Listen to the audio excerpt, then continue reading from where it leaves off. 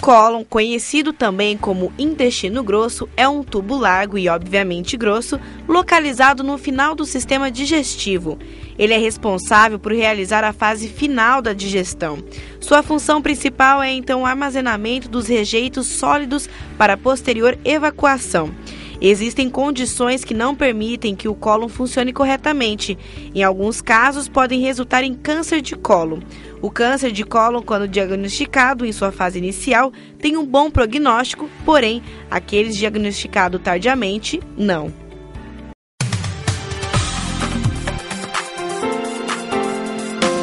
Eu gostaria de agradecer a presença do Dr. Robertson aqui no nosso estúdio, ele que gentilmente aceitou o convite e vai poder passar para vocês informações importantes sobre essas doenças do cólon, reto e sigmoide.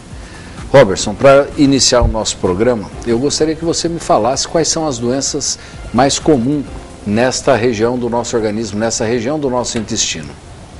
Obrigado, Zé. Agradeço estar aqui no seu programa para esclarecer sobre as doenças do tubo digestivo, principalmente da parte da coloproctologia. O intestino grosso ele tem uma série de doenças. Muitas pessoas desconhecem as doenças do intestino. As mais comuns, né, a gente assim, ouve falar mais, é o câncer de intestino, uma grande preocupação. Hoje é o terceiro tipo de câncer mais frequente, né, um dos que mais causa mortalidade. Tem a doença diverticular, todo mundo já ouviu falar na diverticulite, é uma doença bastante comum que piora com a idade, como que o envelhecimento do intestino. E aí tem as colites, tem vários tipos de colites, as colites erosivas, as colites não erosivas. E por fim, existem outras doenças assim menos frequentes, mas assim uma bastante comum que está em moda hoje são as doenças funcionais do intestino. São defeitos onde o intestino está perfeito, você examina ele ali, ele não tem nada errado na patologia, mas ele não funciona direito. E aí tem vários tipos. A mais comum que você ouve falar é a obstipação, pessoas com obstipação crônica, dificuldade crônica de ter um intestino regular. E existem outras doenças, como o intestino irritável, que agora dá pra gente dizer que praticamente que é uma epidemia, síndrome do intestino irritável, que tem a ver com o estresse, com a vida moderna. A gente pode falar um pouquinho mais adiante. Eu gostaria até de já aproveitar o gancho e iniciar o nosso programa falando dessas duas últimas que você falou. Uma é a obstipação e a outra é o intestino irritável. Eu até gostaria de iniciar por esta daí, porque nesse final de semana eu tive um caso de um amigo que realmente relatou isso daí, que ele tem esse problema. E que ele tem que correr para o banheiro, senão ele acaba evacuando nas calças mesmo. E às vezes não dá tempo de chegar no banheiro. É assim mesmo? Então, esse é um dos tipos de intestino irritável, a forma que a gente fala de diarreia, que existe o intestino irritável obstipado também. Mas a doença do intestino irritável, ela é um diagnóstico de exclusão. As pessoas, antes de a gente sair falando, eu tenho intestino irritável, não é nada mais grave, eu vou levando assim, elas podem ter uma doença orgânica mais grave. Então, precisa procurar o especialista, precisa procurar o proctologista ou o gastro, fazer exames, ver que está tudo bem, e aí sim a gente faz esse diagnóstico de doença funcional. Quer dizer, primeiro você tem que descartar as doenças orgânicas, né, as colites, os tumores, até doenças tipo mais simples como verminose, protozoários. Uma vez descartado isso, você fica diante do intestino irritável. Uma das formas mais que chama a atenção das pessoas é essa que você falou, né? O intestino irritável, ele tem a ver com uma doença do sistema nervoso intestinal. Nós temos o nosso cérebro, que se comunica com os órgãos através de nervos, e inclusive assim, mas o intestino, ele tem um sistema nervoso próprio dele, que comunica com o cérebro, mas que funciona sozinho. Tanto que pessoas que têm lesão de medula, o intestino muda, mas continua funcionando sozinho, mesmo sem a influência do cérebro. Esse sistema nervoso intestinal pode ficar doente. E embora se não ache uma lesão anatômica, ele não funciona direito. Um dos sintomas mais curiosos que tem é esse que você falou. A pessoa muitas vezes não consegue terminar uma refeição. É muito comum, durante a refeição a pessoa começa a sentir já vontade de evacuação e muitas vezes não dá tempo nem de terminar, tem que sair correndo mesmo. E quando vem esse reflexo, o reflexo é tão intenso e por essa desconexão entre o sistema nervoso cerebral e o sistema nervoso intestinal, a pessoa não consegue inibir. Então tem que correr para o banheiro mesmo, uma coisa bastante desconfortável e que vai gerando na pessoa uma ansiedade, uma dificuldade social. A pessoa para de sair de casa, a pessoa para de frequentar os amigos porque fica envergonhada do que pode acontecer. Mas tem tratamento, isso aí, existe tratamento, existe medicamento para isso, e a gente consegue, na maioria dos casos, resolver bem a situação, mais de 98% de índice de cura. Olha que beleza, isso é importante falar, porque muitas vezes o indivíduo que tem uma patologia desta acaba se retraindo tanto e tem tanta vergonha do que tem que acaba não tratando, né? Acaba se isolando socialmente e esse problema acaba tomando uma grande parte da vida da pessoa que ela não consegue ter uma vida social adequada. E a obstipação? Então, a obstipação já é um pouco diferente, tem várias causas. O mais importante, sim, antes eu falar assim, que o intestino ele costuma ser igual na vida toda. Quer dizer, tem momentos onde a gente passa, um dia que você viajou, alguma coisa, é normal o intestino mudar. Mas o sintoma que mais chama a atenção do médico, aquele que nos dá preocupação, aqueles que nós temos que fazer exames e ver o que está errado, é quando o seu intestino muda. Ele sempre foi de um jeito e de repente ele fica de outro. Tá? Não é uma coisa de uma semana, um fim de semana, todo mundo pode pegar uma indisposição intestinal. Mas assim, meu intestino até 3 meses atrás funcionava todo dia, agora ele só funciona a cada 5 dias. Ficou assim de repente. Faz um mês que eu estou desse jeito. Isso é um sinal de alerta que você deve procurar o médico. Já a obstipação crônica, que é bastante comum, e tem uma incidência muito maior em mulheres do que em homens, ela tem a ver com uma série de coisas, inclusive com questões culturais, né?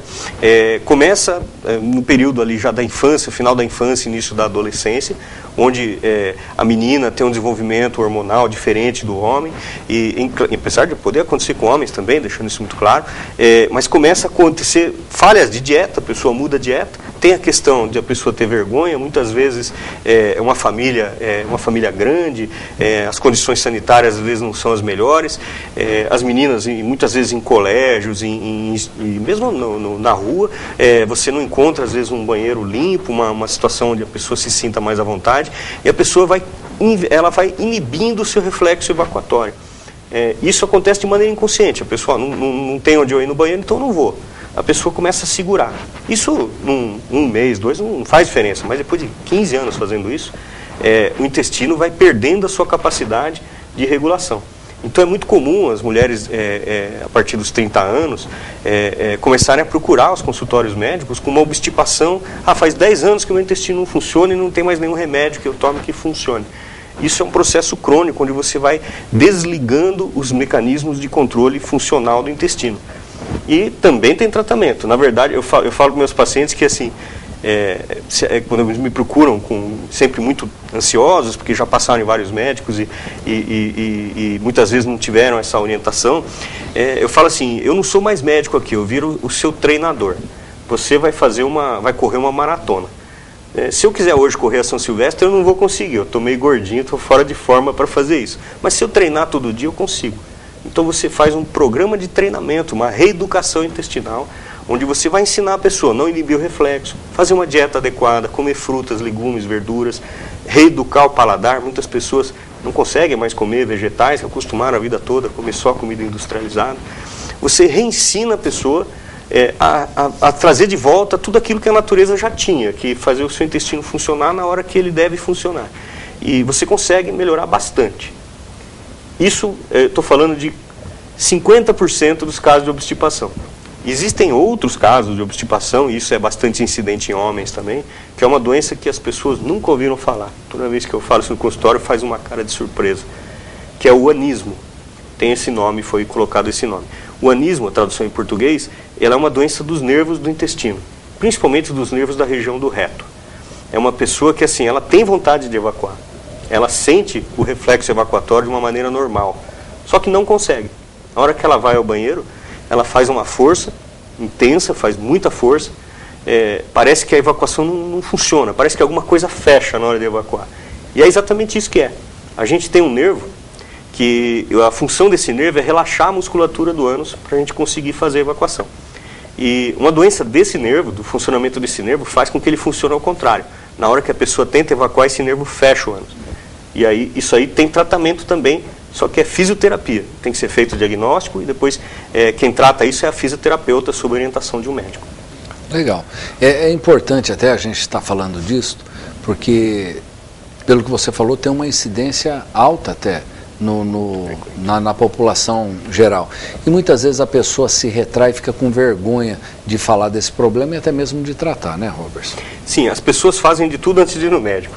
Né? Ouvem qualquer opinião, fazem chá, dietas, tomam remédio sem orientação médica, tomam remédio da vizinha achando que vai servir para ele, sem fazer o diagnóstico. A grande dificuldade está nisso. A hora que a pessoa procura o médico, ela vai ser orientada e vai melhorar bastante. Quer dizer, a gente consegue, tem casos, como toda doença, tem casos mais graves e menos graves, mas a gente consegue fazer uma melhora, na enorme maioria dos pacientes, uma melhora bastante satisfatória. Onde está a questão que mais me preocupa nisso? A gente não falou aqui sobre o câncer de intestino, mas uma das principais causas do câncer de intestino é a obstipação. Tá? Então, as pessoas acham que é normal ficar com o intestino preso a vida toda, e a partir dos 50 anos, isso é um dos fatores que aumenta muito o risco do desenvolvimento de um câncer de cólon. Tá? Então, combater a obstipação é uma das maneiras de prevenir o câncer. Isso é importantíssimo, e já aproveitando até essa deixa que você falou aí a respeito do câncer, vamos falar do câncer. Uma das causas, então, ou seja, uma das preocupações do médico proctologista é realmente com relação à obstipação. Por quê? Porque ele pode realmente ser o precursor do câncer de intestino. O câncer de intestino grosso é um câncer que pode ocorrer em qualquer área do intestino ou é mais na porção final? Então, isso vem mudando. A área mais frequente de surgimento do câncer de intestino ainda é no reto. Tá? O reto e o sigmoide, que são as porções finais do intestino grosso. Mais da metade dos tumores do intestino acontecem nessa região. Mas isso vem mudando, a gente acredita que isso tem a ver com a mudança do perfil genético e de hábitos da população. Esses tumores estão se tornando frequentes também em outras regiões do intestino. É importante falar que o câncer de intestino, principalmente o câncer de intestino grosso, o intestino fino é muito raro dar câncer, uma raridade, são casos muito, muito incomuns. Mas o câncer de intestino grosso, ele tem proporções que a gente chamaria de epidêmicas. Ele está aumentando, não está diminuindo a incidência do câncer de intestino. Nos países desenvolvidos, eles conseguiram já inverter isso daí, fazendo a prevenção. E isso que é interessante de falar, quer dizer, as pessoas hoje vivem mais tempo. Tá? O intestino grosso, ele é responsável por absorver água, né, e absorver sais, né, para fazer o nosso equilíbrio de água e sais. E ele concentra nas fezes tudo que a gente não aproveitou para a digestão, tudo aquilo que não serve para o seu corpo, fica acumulado no intestino. Essas substâncias tóxicas, durante muitos anos em contato com o intestino, predispõem o surgimento do câncer. Então, quanto mais tempo a gente vive, mais tempo tem para essas substâncias tóxicas entrarem em contato com o intestino. Isso é piorado pela obstipação, que segura essa substância tóxica lá dentro. Tá? Então, isso aumenta o risco do câncer de intestino. Hoje, é o terceiro câncer que mais está incidente nas pessoas.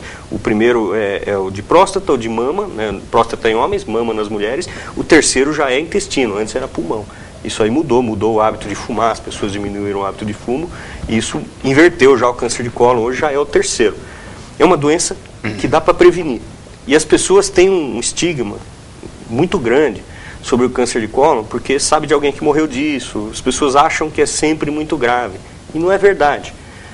O câncer de cólon é grave porque as pessoas não fazem a prevenção, procuram o médico já com sintomas avançados, hemorragia intestinal, o intestino muito preso, muitas vezes a pessoa já não consegue mais evacuar, saem bolinhas, porque o intestino vai ficando estreitado pelo tumor, passam só bolinhas. Essas evacuações em bolinha é um dos sinais de risco, nem sempre é isso, mas é um dos sinais de risco. Se a pessoa procura o médico com câncer já na fase avançada, o prognóstico não é tão ruim quanto as pessoas pensam. É algo em torno de 60% de cura. É bastante. Para um tumor avançado é bastante. Mas se procurar na fase precoce, muitas vezes você cura a doença sem cirurgia. Isso que as pessoas não sabem. Com um exame que as pessoas têm muito preconceito de fazer, mas é um exame importantíssimo, que é a colonoscopia. Essa colonoscopia tem que ser feita de quanto em quanto tempo e a partir de que idade, Robertson? Isso é interessante. Você vai ter que conversar com o seu médico sobre isso, porque as pessoas não são iguais. Um dos fatores mais importantes para o câncer de cólon também é a influência genética. Então, se você tem um parente de primeiro grau que já teve câncer de intestino, principalmente se esse câncer de intestino do seu parente foi em idade jovem, abaixo dos 70 anos, perto dos 50, você deve fazer o seu primeiro exame de colonoscopia perto dos 40 anos de idade. Se você não tem antecedentes familiares, se você tem uma família com risco baixo, qualquer pessoa deveria fazer um exame de colonoscopia de triagem aos 50 anos. Tá? Então você deve fazer 10 anos antes se você tem antecedente familiar e se você não tem aos 50. Aí a periodicidade vai depender dos achados e do seu antecedente familiar. Então, se você é uma pessoa de risco médio, né, vamos colocar assim, que fez um primeiro exame e não achou nada, você diminui o seu risco. Você pode fazer um segmento a cada 2, em alguns casos até 3 anos. Se você é uma pessoa de risco alto e não achou nada, você deve fazer segmento anual. Se você é uma pessoa de alto risco que achou, muitas vezes você acaba repetindo, você tirou um pólipo e tinha uma mutação nesse pólipo, muitas vezes a gente repete o exame em 6 meses. Então essa pergunta é uma pergunta de difícil resposta, né? O que a gente tenta fazer é conhecer cada paciente, estratificar ele dentro de um grupo de risco e diminuir. Por que é importante fazer esse exame? O tumor de intestino, em 80% das vezes, ele vem de um pólipo. Pólipo é como se fosse uma verruga no intestino. Tá? Essa verruguinha, ela pode ou não sofrer mutações. Mas o que a gente sabe é que a maioria dos tumores de intestino um dia foi um pólipo. O pólipo é uma lesão benigna. É uma verruga. Você pode queimar durante o exame de colonoscopia, você usa um bisturizinho elétrico, você queima o pólipo. Ou você pode retirar ele com uma pincinha. E acabou, sarou. Os países que colocaram isso como um exame obrigatório, quer dizer, os países desenvolvidos com 50 anos, se você for no médico para fazer um check-up, você vai sair de lá com um pedido de colonoscopia. Esses países que fizeram isso estão tendo redução na incidência de câncer de intestino. Esse pólipo que você tirou deixa de se transformar. Tá? Então, por isso que é uma doença que a gente pode curar sem cirurgia, numa fase muito fácil. Né? Não precisa fazer quimioterapia, nada. Você tirou um pólipo e ele é um pólipo em fase inicial, você resolveu o problema do paciente. Então o diagnóstico é feito através dessa colonoscopia. Você tira lá um fragmento do tecido ou do próprio pólipo, não sendo nada ou sendo, você já passa para uma segunda fase que é o tratamento. Bom, o tratamento do câncer, geralmente de intestino, quando está localizado é mais simples. Você tira a lesão e hoje parece que faz essas cirurgias até por laparoscopia também, Robertson? Então, existem várias técnicas para fazer e depende da localização e do tipo de tumor. Tá? A técnica laparoscópica no câncer de cólon, ela não se mostrou tão superior às outras técnicas do ponto de vista da cura do tumor, mas também não se mostrou inferior. Ela é tão boa quanto e ela traz mais conforto ao paciente, menos dor no pós-operatório. Isso é uma grande vantagem, né? Quer dizer, você vai ter menos dor. Agora, tem algumas localizações do tumor, principalmente os tumores mais baixos, onde você faz uma cirurgia mista. Você entra por laparoscopia, você prepara toda a peça, você faz a dissecção, usa o próprio ar do gás ali para fazer a dissecção, uma coisa técnica, e você acaba fazendo só a parte final da ressecção manualmente, às vezes por uma incisão baixa ou não. Mas tudo depende do tipo e da localização do tumor. Quanto mais perto do ânus e quanto maior o tumor, mais complicada fica a cirurgia. Quanto mais longe do ânus e menor o tumor, mais simples é o procedimento. Por exemplo, câncer do cólon direito pequeno hoje, você faz totalmente com segurança por laparoscopia, uma cirurgia, você vai ficar com pequenos cortinhos na barriga, todos perto de 1 centímetro, 1,5 centímetros, e o índice de cura é altíssimo, é muito bom o prognóstico feito em mãos habilidosas. Certo. Você falou também das doenças diverticulares, né? A diverticulite foi aquela que matou o Tancredo Neves, né? Que dizem que foi isso que ele morreu. Mas por que preocupa tanto uma doença diverticular, Robertson? Esse caso ficou famoso com o Tancredo, né? Mas ele não tinha diverticulite. Isso é uma das coisas que eu sei porque eu conheço as pessoas que operaram ele. Então dizem, né? Eu falei dizem. Não, eu conheci as pessoas que fizeram a cirurgia dele, foram meus professores. E inclusive tem no Museu de Anatomia da Faculdade de Medicina da USP, está lá e guardado em formol o tumor que ele tinha. Ele tinha um tumor de intestino delgado. Tá? Então ele não morreu de diverticulite. Mas tem gente que morre de diverticulite. A diverticulite, o divertículo é como se fosse um rasgo na camada muscular do intestino. Como se fosse uma hérnia. Eu vou usar um exemplo mais grosseiro aqui, como se fosse um pneu de bicicleta rasgado, a câmara fica meio para fora, já viu isso? Então assim, rasga a camada externa do músculo e a camada interna, que é a mucosa intestinal, fica protusa, forma uma bolsinha. O risco dessa bolsinha inflamar e perfurar é baixo. Tá? É mais ou menos o risco de ter uma apendicite. A gente não fica o dia inteiro preocupado se vai ter uma apendicite. Tá? Quer dizer, você pode ter uma apendicite, aí você vai procurar um médico. E diferente da apendicite, a diverticulite, na maioria das vezes, dá para tratar sem cirurgia. Você trata com antibióticos. né? Você vai reservar a cirurgia para os casos de diverticulite perfurada e nos casos em que o paciente está tendo crises repetidas de diverticulite para prevenir uma perfuração. Mas na maioria das vezes, se o paciente procurar o médico precocemente, ele vai ser tratado com antibióticos e não vai precisar de cirurgia.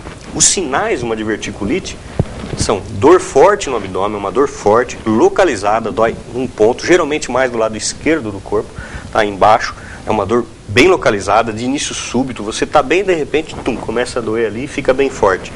Acompanhada de febre. Esses são sinais de que você deve procurar o médico o mais rápido possível, não deixar para o dia seguinte, não esperar uma semana. E se o seu médico não estiver disponível, vá a um pronto-socorro, vai iniciar o tratamento e o diagnóstico. Tá? Quanto antes começa a tomar antibiótico, melhor o resultado. Certo. E geralmente esses casos, como você falou, muitas vezes não são nem cirúrgicos, só com antibiótico. O antibiótico vai fechar essa lesão, o antibiótico só vai limpar aquela lesão sacular. O que faz o antibiótico nesse caso? Então, na verdade, o antibiótico ele vai tirar a infecção bacteriana. Certo. Né? O nosso organismo ele tende a bloquear, ele protege as alças intestinais normais, elas grudam em cima da alça intestinal doente e tende a restringir o processo infeccioso para que ele não se espalhe dentro do abdômen. Enquanto a perfuração não acontecer, o antibiótico ajuda nesse processo, ele ajuda a colar ali e ajuda a combater a infecção. E muitas vezes isso é o suficiente para a doença parar. O divertículo vai continuar lá, ele só vai desinflamar. Ao contrário do que as pessoas pensam, não é um divertículo só. Né? Geralmente são centenas de divertículos que aparecem no intestino.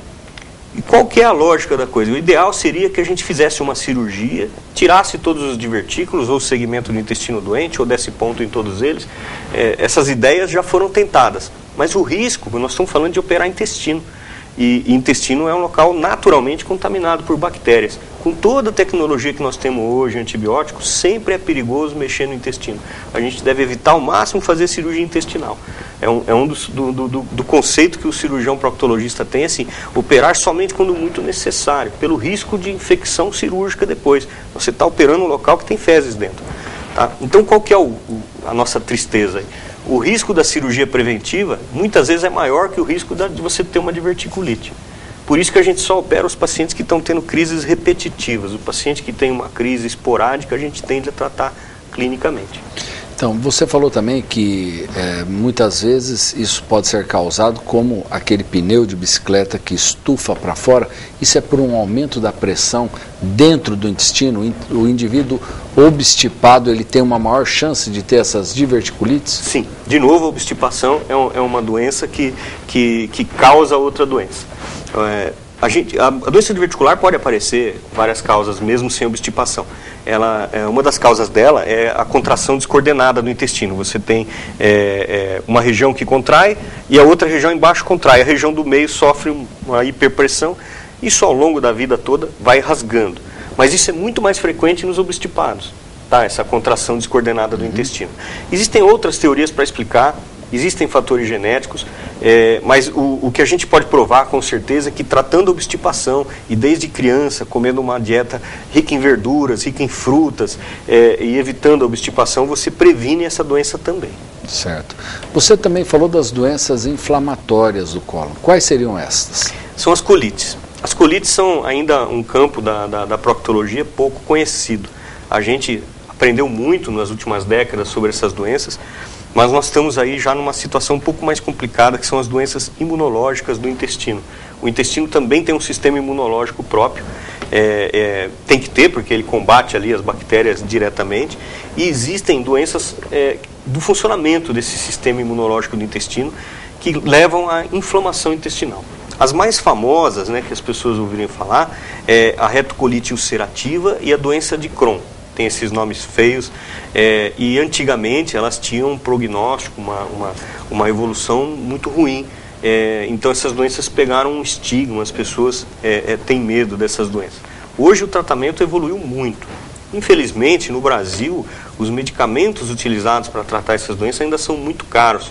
São medicamentos que ainda têm patente, eles são importados, existe uma taxação muito alta. Então, a maior dificuldade hoje para você tratar esses pacientes com doença de Crohn é acesso ao medicamento. Tá? Então, geralmente o paciente tem que entrar com ações jurídicas, tudo para conseguir esse medicamento. Mas a gente tem hoje medicamentos que controlam bem essas doenças. A gente não sabe ainda o que causa. É uma enorme briga, acho que vai gerar um prêmio Nobel quando alguém descobrir o que causa. Mas basicamente o seu sistema imunológico produz um anticorpo contra alguma coisa que a gente não sabe o que é muito parecida com o seu próprio intestino. E esse anticorpo ataca junto o seu intestino começa a ser atacado pelo seu próprio sistema imunológico. O sintoma disso é sangramento e muco nas fezes. Os pacientes nos procuram, hoje está mais raro aparecer um paciente com o primeiro diagnóstico, alguém já fez diagnóstico antes, mas eles nos procuram contando que está tendo evacuação com sangue e que às vezes sai como se fosse um catarro, uma gosma na evacuação. Isso é um sinal de colite, nem sempre é doença de Crohn, tem outras causas, as causas infecciosas estão juntas, a gente sempre trata, mas deve fazer uma investigação. Esses indivíduos têm muita dor, cólica? Então, nos casos mais graves, pode ter muita dor, cólica, diarreia. Existem casos onde tem perfurações, que a gente chama de fístulas. Essas fístulas podem acontecer diretamente na pele do abdômen, que é uma situação muito desconfortável para o paciente. Podem acometer outros órgãos, inclusive a bexiga, a vagina. Então, essa é uma doença assim, que não tratada, ela tem uma evolução muito trágica. Agora, tratada, a gente consegue brecar essa evolução e a gente consegue controlar na enorme maioria dos pacientes. Cura? Tem cura? Então, isso é um tema polêmico. Tem 2 casos descritos aí de cura após transplante de medula. Mas são casos discutíveis se eles realmente se curaram, porque no transplante de medula você zerou o sistema imunológico da pessoa, os anticorpos são novos, então por algum motivo a doença, nesses 2 casos relatados, desapareceu. Embora assim, o risco de um transplante de medula é muito maior que o risco da doença, então hoje não serve isso como terapia, a gente não indica isso para tratar ninguém. O que a gente sabe hoje é que é uma doença crônica, por enquanto incurável, mas controlável, como se fosse o diabetes, como se fosse a pressão alta. Você vai tomar remédios que podem muitas vezes ser por via oral, algumas vezes por via endovenosa ou até com uma injeção parecida com a insulina, que você toma a cada 15 dias. Existem várias opções de tratamento, mas é um tratamento crônico hoje para o resto da vida. A gente não tem um controle de cura. E o que você falou é realmente uma realidade. Antigamente, quando a gente falava em doença de Crohn, retrocolite ulcerativa, o pessoal arrepiava. Hoje a gente conhece várias pessoas, Robertson, que tratam já há muitos anos e lidam muito bem com a doença. Não sei se a medicação melhorou muito ou se realmente a pessoa aprendeu a conviver depois de anos dessa doença. Acho que é tudo junto. A pessoa aprendeu, o medicamento melhorou e nós médicos também aprendemos mais sobre a doença. A gente sabia pouco sobre essa doença. Eu lembro que quando eu fiz faculdade, já está fazendo infelizmente muito tempo, internava esse caso e chamava todo mundo para ver um caso de doença de Crohn fistulizante, porque não tinha muito o que fazer. Você operava a fístula, fazia a retirada da fístula e em meses surgia nova fístula. Hoje não. Hoje você, em alguns casos até você tem que operar. Eu tenho alguns pacientes operados aqui em Bauru. Eu tenho um paciente de agudos, que eu lembro muito bem desse paciente, que eu indiquei a cirurgia. Eu lembro que eu conversei muito com ele sobre a dificuldade que era indicar essa cirurgia, pelo risco de a doença voltar, mas com os novos medicamentos a gente obtém o controle. Então, muitas vezes você pega um paciente em uma situação mais grave, onde a cirurgia vai ser necessária, porque é difícil reverter a doença, as sequelas que ela causa é difícil reverter, mas uma vez que você operou, o medicamento controla e evita que a doença volte na enorme maioria das vezes. Tem casos de exceção, infelizmente. Olha, Robertson, eu acho que nós falamos aí de uma maneira clara, tranquila, demos exemplos, falamos dos sinais e sintomas de todas essas doenças, mas mesmo assim eu gostaria que você deixasse aí uma mensagem para o nosso telespectador. Bom, acho que o principal na proctologia, a gente não falou sobre as doenças orificiais, que é um tema que todo mundo gosta de falar, mas eu achei bom porque a gente falou das coisas que as pessoas ouvem pouco, né?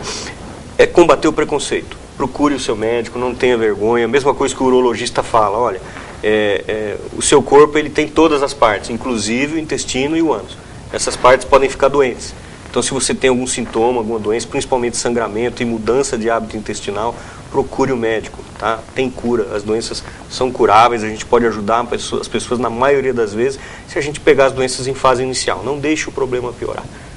Certo. Eu gostaria muito de agradecer a presença do Robertson. Já fica então até o convite. Eu acho que essas doenças orificiais que ele está dizendo são importantíssimas e eu acredito que dê um programa só para a gente falar disso. falar muito da hemorroida, falar das fissuras, das fístulas. Isso é importantíssimo e é uma coisa que incomoda enormemente. Só quem tem é que sabe o quanto incomoda. Então fica aqui, Robertson, um convite para você voltar daqui um mês e pouco e nós podermos falar também disso daí.